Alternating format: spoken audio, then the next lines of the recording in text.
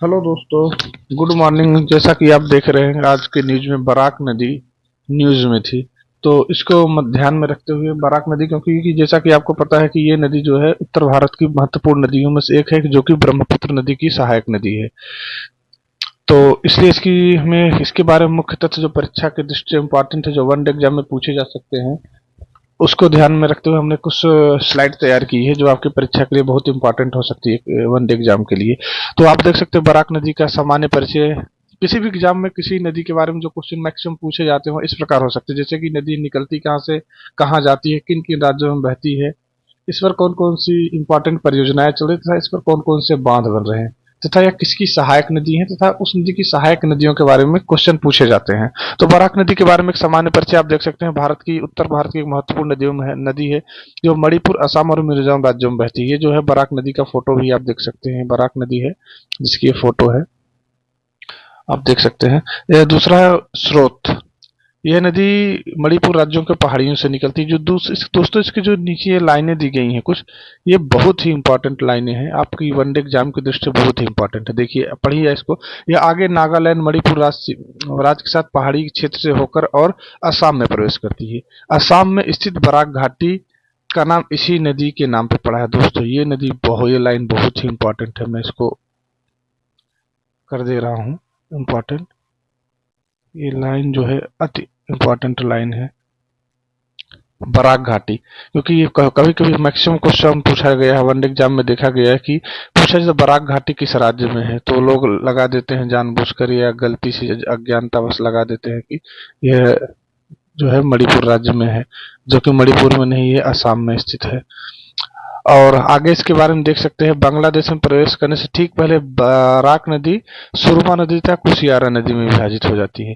यह दोनों नदियां मिलकर मेघना नदी बनती हैं, जो दक्षिण दिशा में बहते हुए पद्मा नदी में मिल जाती है। अंततः यह बंगाल की खाड़ी में मिलती है।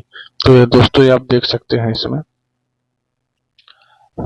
जो अपनी ये समझ लीजिए बराक नदी है, बह रही है, इसे आ रही है। यही बराक नदी जो है दो भागों में, बाद में यहाँ से यहाँ दो भागों में बट रही है। पहली जो पहला भाग है इसका, एक मिनट दोस्तों, हो गया। ये बराक नदी है अपनी। बराक नदी के बाद ये नदी दो नदी में विभाजित हो जा रही है। पहली नदी है सुरमा नदी, दूसरी कुशियारा नदी। ये इसको लिख सकते हैं आप सुरमा, ये कुशियारी नदी में विभाजित हो रही है। और बाद में यही दोनों नदियां आके यह मेघना नदी बनती है। ये दो नदियां मिलाकर मेघना नदी बन रही है। और यही मेघना नदी दक्षिण दिशा में होते हुए बाद में यहाँ से निकलती है अपनी पद्मा नदी। ये पद्मा नदी में यहाँ मिलती है, वे बाद में जाकर बंगाल की खाड़ी में गिर जाती है। तो ये हो गया आपकी। आगे प्रवाह क्षेत्र कहाँ कहाँ में बहती है। ये नदी मणिपुर, असम और मिजोरम होकर बहती है, सब बांग्लादेश में प्रवेश करती है। दोस्तों इस नदी की लंबाई के बारे में टोटल 900 किलोमीटर लंबी नदी है। इसमें जो क्वेश्चन पूछा जाता है, बराक नदी किसकी सहायक नदी है, तो ये ब्रह्मपुत्र की है। ब्रह्मपुत्र नदी की सहायक नदी है, आप इसको देख लीजिएगा। आगे का क्वेश्चन है, इसकी मुख्य सहायक नदियां कौन कौन सी हैं। ये बहुत महत्वपूर्ण है, इसमें आप सारी नदियों को नोट कर लीजिए, जिसमें जीरी, चीरी, मधुरा, सुनोई, धलेश्वरी आदि नदियां इसकी जो है प्रमुख सहायक नदियां हैं।